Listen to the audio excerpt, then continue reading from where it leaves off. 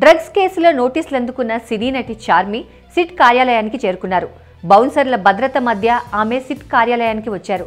బుధవారం ఉదయం 10 గంటల నుంచి చార్మిని సిట్ అధికారులు విచారించనున్నారు.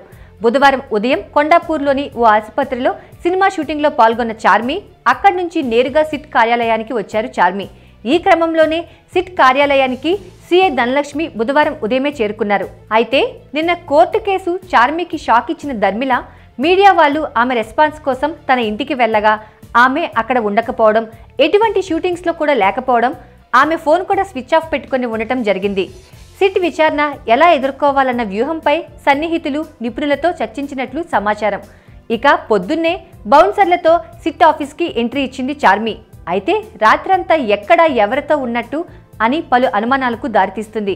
ఇక కెల్విన్తో వాట్సాప్ సంభాషణలపై సిట్ ప్రశ్నించనున్నట్లుగా తెలుస్తోంది. కాగా డ్రగ్స్ కేసులో ప్రధాన నిందితుడైన కెల్విన్తో చార్మి 1000కి పైగా సంభాషణలు జరిపినట్లు తెలిసింది.